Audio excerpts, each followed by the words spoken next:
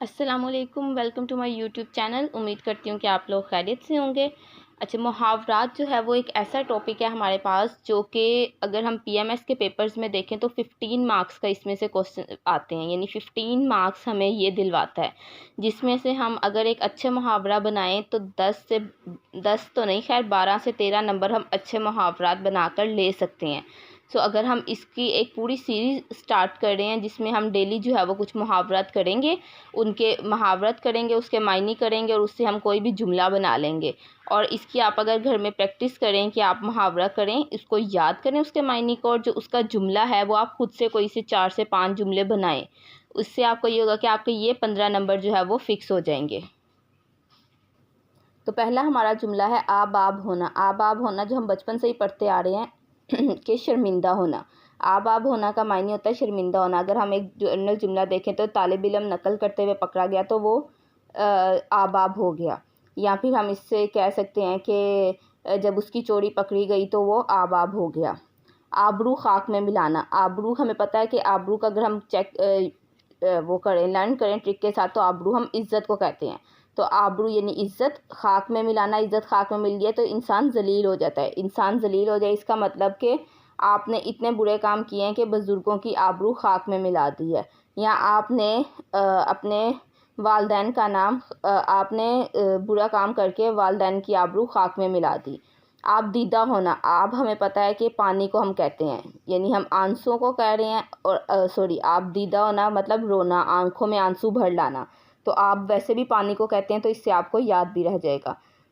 गदागर ने आप दीदा होकर कहा, खुदा के लिए मुझे कुछ खाने को दे दो, या वो अपने गुनाहों पर आप दीदा हुआ।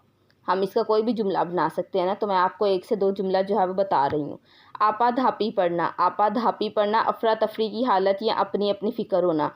आपाधापी, इसके जैसे लफ्ज़ से ही पता चल रहा है हमें कि कोई अफरा तफरी की चीज़ हो रही है। आपाधापी जिस तरीके से हम बोल रहे हैं, तो यानी हम कह सकते हैं कि धमाके की आवाज़ सुनते ही लोगों में आपाधापी पड़ गई।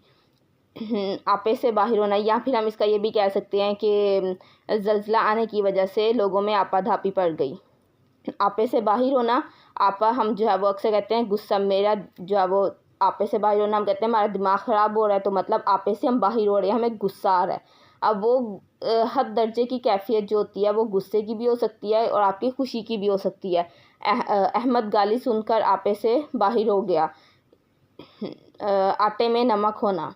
आटा, अब आटा हमारे पास बहुत ज़्यादा तादाद में है, उसके अंदर नमक हम डालें तो नमक हमारे पास चुटकी भर होगा। तो आटे में नमक होना मतलब बहुत कम तादाद में या बहुत ही कम मिकदार में होना।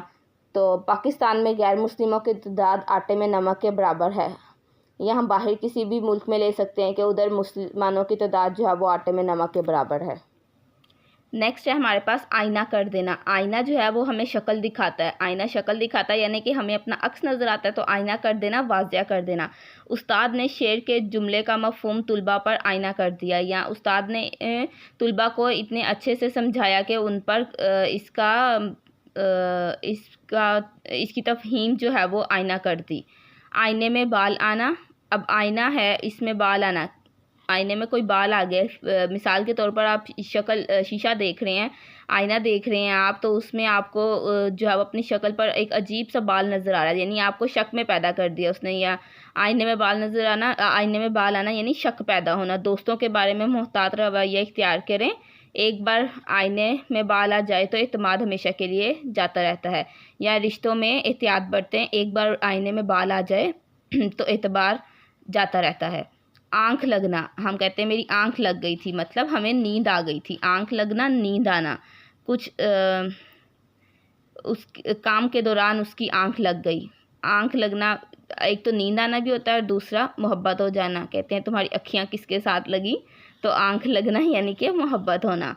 तो हम ये कह सकते हैं तुम खामख्वाह आंखें दिखा रहे हो, मैंने तो हमेशा तुम्हारा भला ही चाहा है, कि मतलब मैंने हमेशा तुमसे मोहब्बत ही की है, तुम मुझे ऐसे ही आँख दिखा रहे हो। सॉरी, आँख हम पढ़े आँख लगना, तो हम इसमें कह सकते हैं कि तुम जो है वो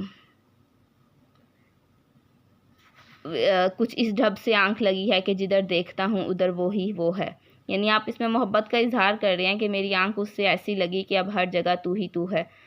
तो आंखें दिखाना, डांट डपट करना, और इसमें हम कह सकते हैं कि मैं तुम्हारा भला ही चाहता हूँ, तुम ऐसे ही मुझे आंखें दिखा रहे। जैसे वालिदैन जो हैं वो अक्सर बच्चों को किसी चीज़ से मना करना हो तो उन्हें आंखें दिखाते हैं, तो यानी उन्हें आंखों से डराते हैं, डांट डपट करते हैं। 8 आंसू रोना, 8 आंसू रोना, 8 से पता चला मतलब बहुत ज़्यादा वो रो रहा है, बहुत ज़्यादा रोना, ज़ार रोना, ज़ारों की तार रोना, यानी बुरी खबर सुनकर वो 8 आंसू रोने लगा, या अपने अजीज़ की मर्ग का सुनकर वो 8 आंसू रोने लगा। आड़े आना, मुश्किल में काम आना। आड़े आना, कोई चीज़ जो है वो आपके आड़े आ रही है, आपके काम में आ रही है, तो मुश्किल में काम आ रही है। आड़े आना, मुश्किल में काम आना, यानी सच्चा दोस्त वही है जो मुसीबत में काम आए या मुसीबत में दोस्तों के आड़े आए। नेक्स्ट है आड़े हाथों लेना। आड़े हाथों लेना, खूब खबर लेना, यानी उसने मैंने यह समझ लें कि उसने अपने मुखालफिन को आड़े हाथों लिया, यानी उसने उनकी खूब खबर ली। जैसे आजकल अगर हम देखें तो सियासत में जो हो रहा है, तो आड़े हाथों लेना। आबो दाना उठना, आब पानी, दाना हमें पता है कि रिज़्क को हम कहते हैं, तो आबो दाना उठना यानी रिज़्क ख़त्म होना, क़यामत की मुद्दत क़याम की मुद्दत ख़त्म होना, यानी आबो दाना उठना, रिज़्क ख़त्म होना। जब इंसान का आबो दाना उठ जाता है तो कोई दवा कारगर नहीं होती। जब इंसान का रिज़्क पानी ख़त्म हो जाता है तो कोई भी चीज़ उसके काम नहीं आती। आसमान टूट पड़ना, अचानक मुसीबत आ जाना, यानी आसमान टूट पड़ना। अब ये तो नहीं कि हकीकत में आसमान टूट पड़ना, यानी आपके ऊपर कोई अचानक से मुसीबत आ जाना, नागहानी आफत से बेचारे पर आसमान टूट पड़ा। आग बगोला होना, आग बगोला होना, कोई बंदा जो है वो आग से लाल पीला हो रहा है, आग बगोला हो रहा है, मतलब वो बहुत ज़्यादा गुस्से में है, तो जैसे ही उसने मेरी बात सुनी वो आग बगोला हो गया। आस्तीन का सांप होना, ये तो पता है आस्तीन क्या है। अगर आप समझे कि आपके आस्तीन में कोई सांप है, यानी ज़ाहिर में तो वो दोस्त है आपका, लेकिन बातिन में क्या है, दुश्मन है, आपके आस्तीन में छुपा बैठा है।